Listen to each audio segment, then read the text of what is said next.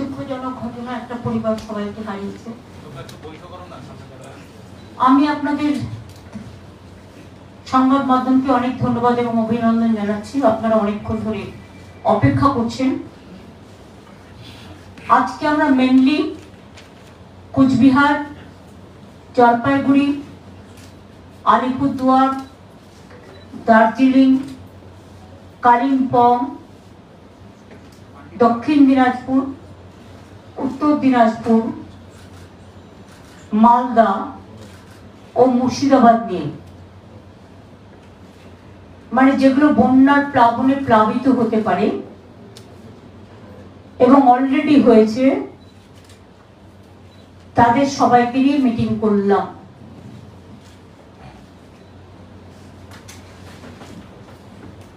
ইতিমধ্যেই কাজলডোবায় একটা ঘটনা ঘটেছে, আপনারা দেখেছেন।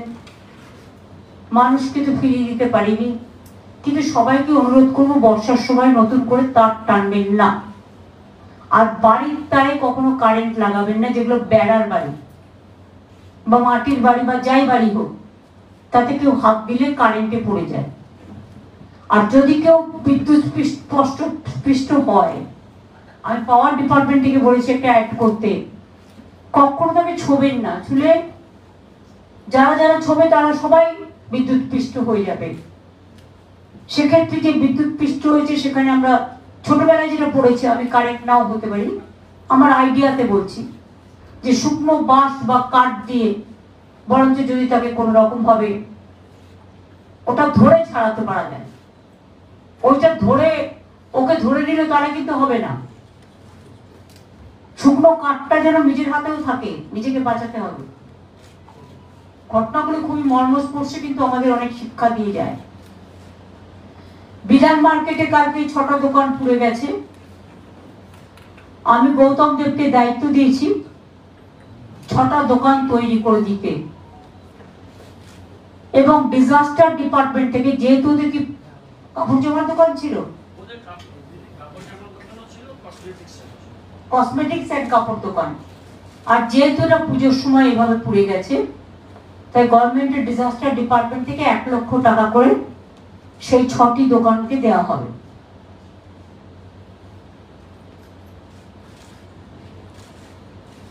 না, 6টা দোকান পড়েছে আমি জানি, 23টা দোকান পড়েছে, তাহলে এটা 50,000 টাকা করে দেবো।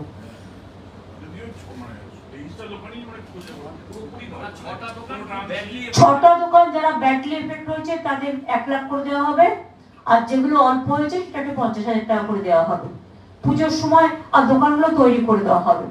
যেহেতু পুজোর সময় দেখুন মানুষের তো রুজি রোজগার একটা থাকে, এটা ম্যাটার করে। সারা বছর ধরে তারা জিনিসপত্র গুছিয়ে আনে বিক্রি করার জন্য, কাজে তাদের এটুকু হেল্প আমরা করলাম। এটা আমাদের করা উচিত ছিল বলেই করলাম। 2 হচ্ছে সব ডিএমদের এবং যারা আমাদের পাবলিক রিপ্রেজেন্টেটিভ আছে, জেলা পরিষদ আছে, পঞ্চায়েত সমিতি আছে, কর্পোরেশন আছে, সবাইকে অ্যালার্ট করা হলো। জলটা ছেড়েছে কৌশী নদী, 6 লক্ষ কিউসেক ছেড়েছে কৌশী নদীর জল। ফলে এই জলটা বিহারের গঙ্গা হয়ে ফরাক্কায় ঢুকবে, এবং ফরাক্কায় ঢোকার আগে এটা উত্তর দিনাজপুর, দক্ষিণ দিনাজপুর কিছুটা, ওদিকে গাজল, ওদিকে ইটাহার, ওদিকে হরিরামপুরের কিছুটা, এদিকে মালদার রতুয়া, হরিশ্চন্দ্রপুর, ভুদ্দির চক তো অলরেডি আছে, ওদের অন্য প্রবলেম, ডিপিআর তৈরি হয়ে গেছে, ওদের বীজটা করবার জন্য, বর্ষার জন্য কাজটা করা যায়নি। এবং তাছাড়াও ফরাক্কা, সুতি, ভগবানগোলার, লালগোলারও কিছুটা পার্ট, এবং আরো যদি এলাকা থাকে, যেমন কুচবিহারে আমাদের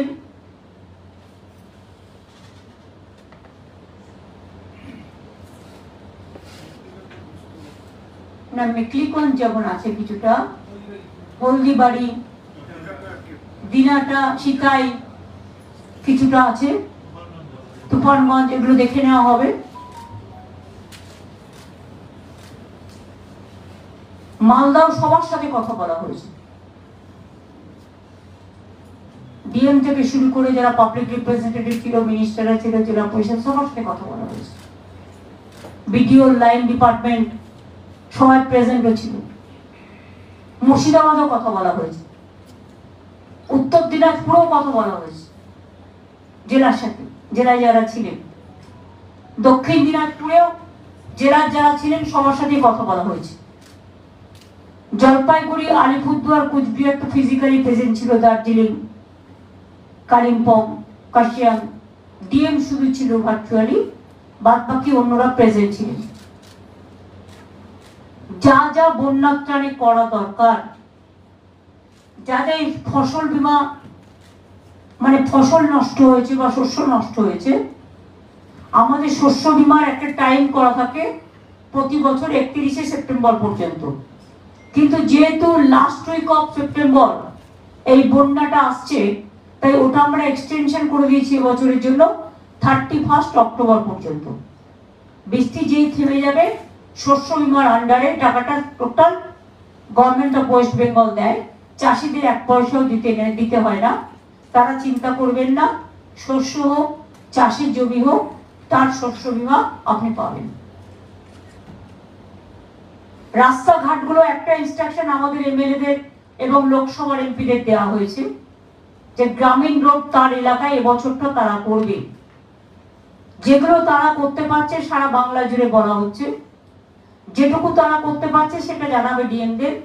তাহলে আমরা যেগুলো করবো সেটাকে বাদ দিয়ে করবো, যাতে একটা কাজের ডবল ব্যয় না হয়। ঘর বাড়ি যেগুলো ভেঙে গেছে, ইতিমধ্যেই আপনারা জানেন গভর্নমেন্ট অফ ইন্ডিয়া ফ্লাডেও 1 পয়সা আমাদের দেয় না। যদিও flood control board, flood action এগুলো গভর্নমেন্ট অফ ইন্ডিয়ার অধীনে, ফরাক্কা ড্রেজিং করে না, ফলে ফরাক্কায় আরো জল জমা রাখতে পারত, যার জন্য বিহারও ডুবে, বাংলাও ডুবে, দুটো রাজ্যেরই প্রবলেম হয়। ড্রেজিংটা করলে 6 লাখের জায়গায় অন্তত 4 লক্ষ ধারণ করতে পারত, তাহলে এই জায়গাগুলো অনেকটা কম ডুবত। একদিকে পুজো, অন্যদিকে বন্যার থাবা, সবটাই মানুষের পাশে থাকতে হবে।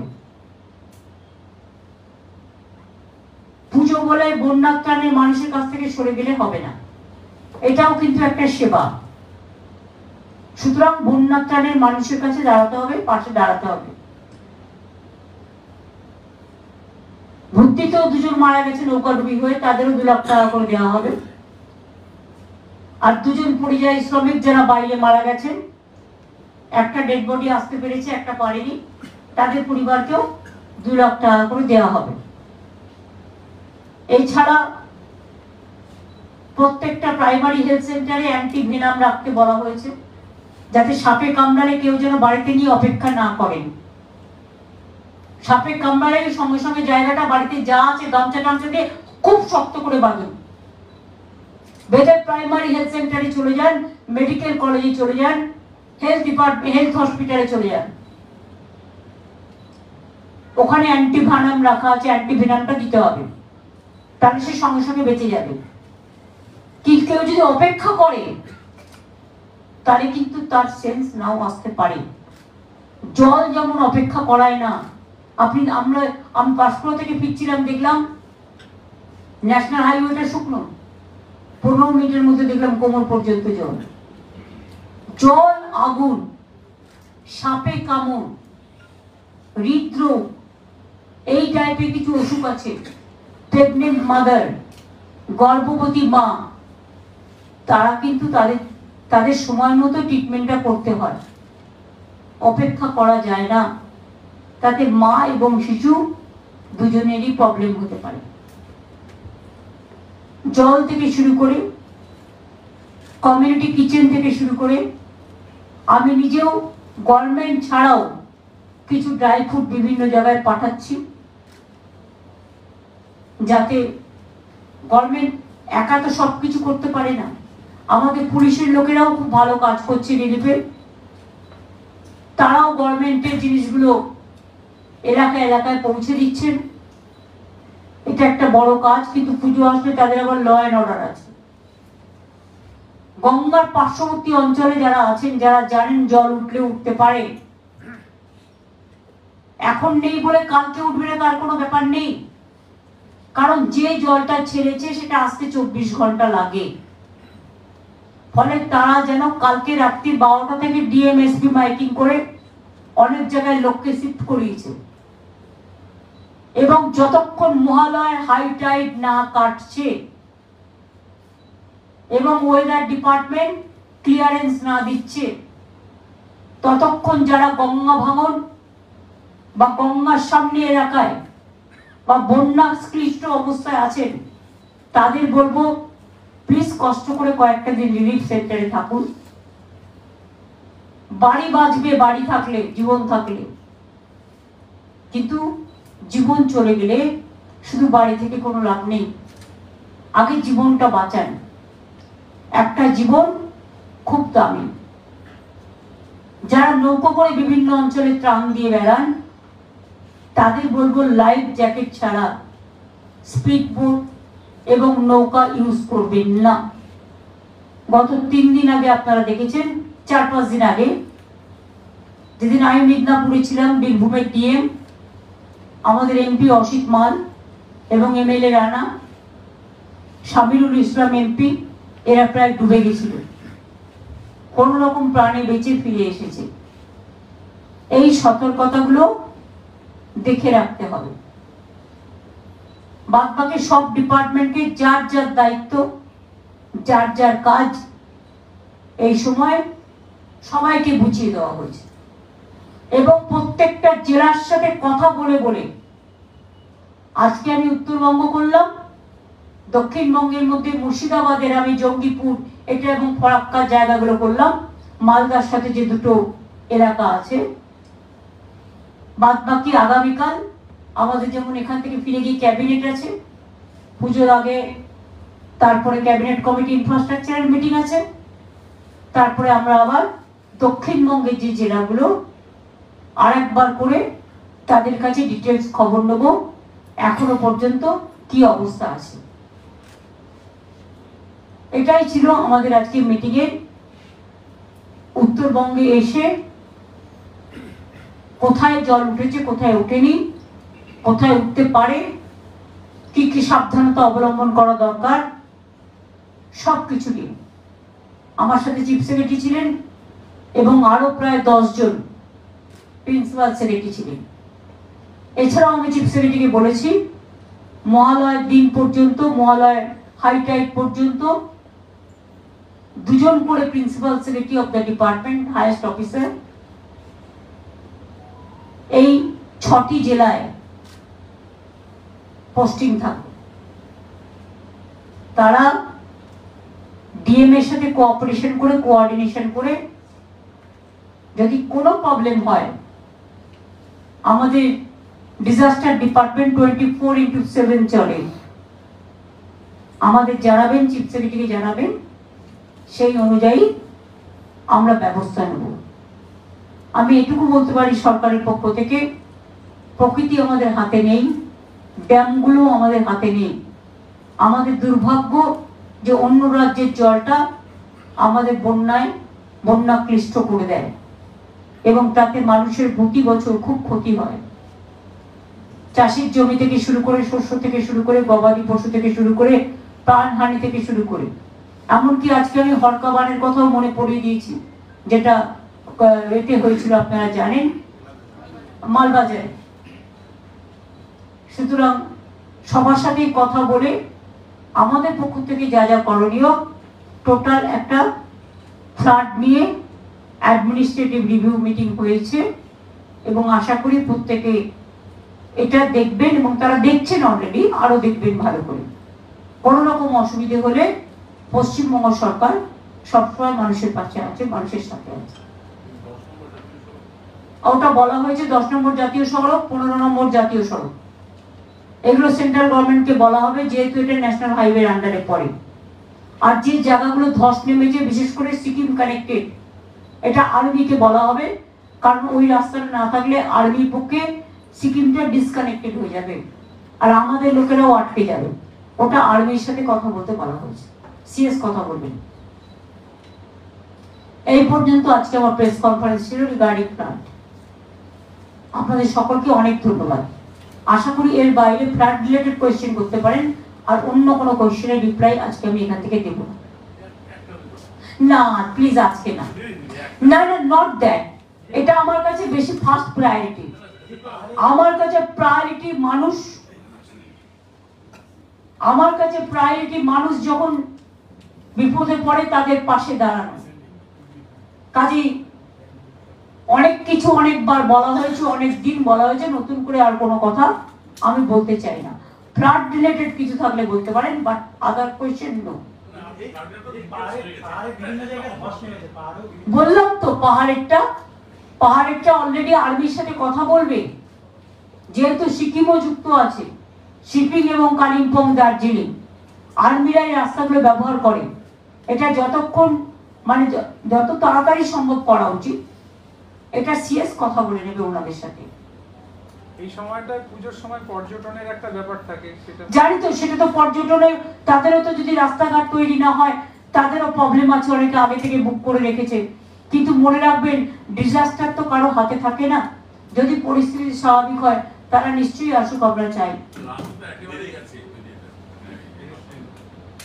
ওটা তো ন্যাশনাল হাইওয়ে, ওটা ওদের কাজ ওরা করবে। দিদি, আপনি মোটামুটি বলছেন যে আমরা 1-2 দিনের মধ্যে জলটা আসবে এবং এই বন্যা পরিস্থিতি আপনারা সতর্ক থাকার চেষ্টা করছেন। ডাক্তাররাও মোটামুটি আছেন, কিন্তু এরা আবার 2 দিনের মধ্যে একটা কর্মবিরতি। আমি পরিষ্কার আপনাদের বলেছি, flood is my priority. Without this priority I am not going to comment anything about any other issue. Thank you so much.